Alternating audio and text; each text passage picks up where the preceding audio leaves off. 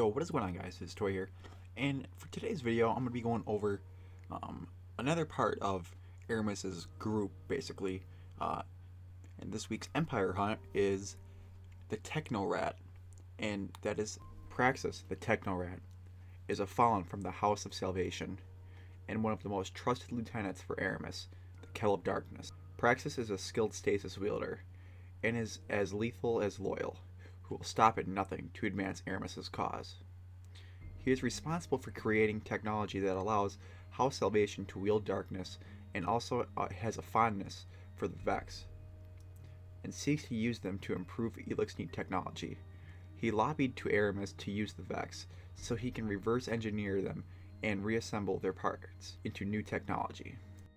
So for Praxis, he has two separate lore things in the Once a Ship Stealer book, and they're not very big, but they give you a kind of a tiny little bit of backstory.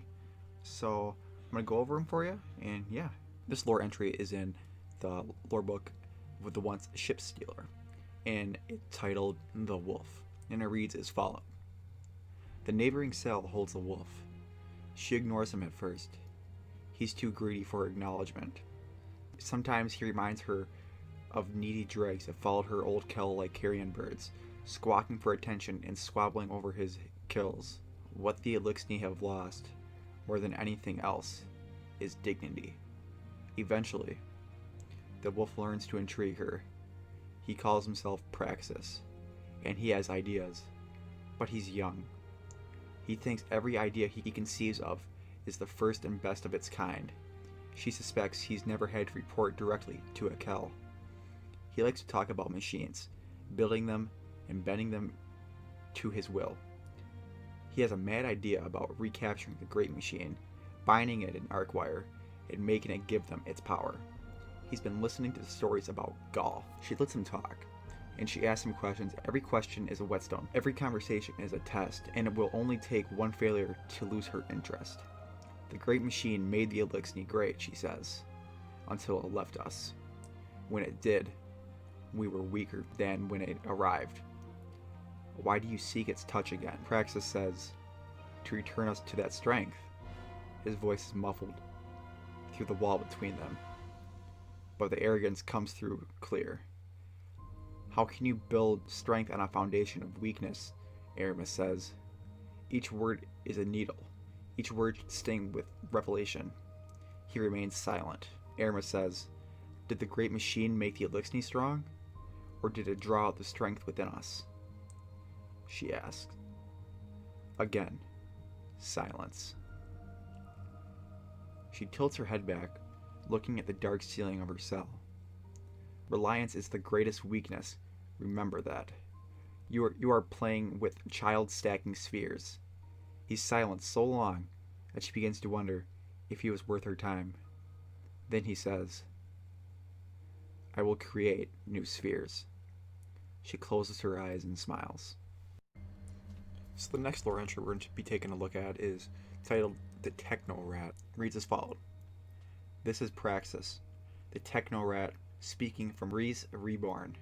It has become evident that even as our numbers grow, many Elixir have yet to accept our Kel's invitation to take part in the long-awaited progress of our people. Thus, it falls on me to make an argument I did not think I would have to make. No, that is false.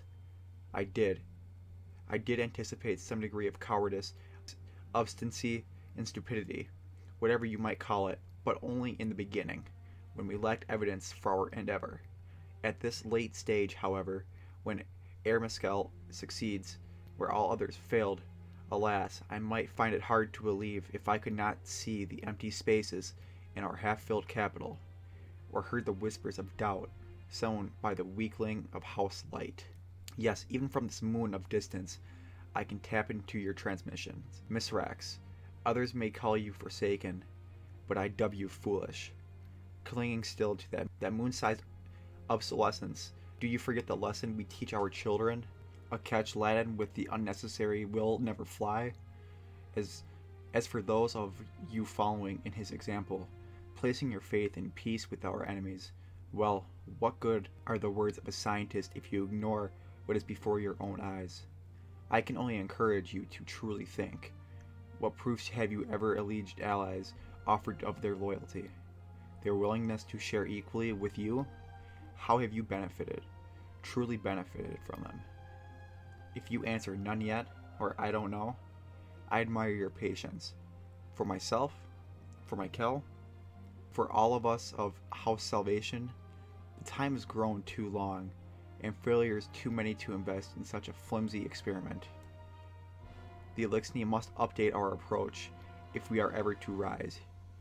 Either join us as we march toward progress, or we swept aside with the bestialities. So I hope you guys enjoyed this video. It's not going to be as long one as I've had for the previous ones, but there's not that much backstory for Praksis. But hopefully there is for the next upcoming crew members that I'm going to be doing a video on. But yeah, if you guys enjoyed this video, make sure to leave a like and leave a suggestion on who you want to see next for previous or for newer videos. And yeah, let's enjoy, guys. Later.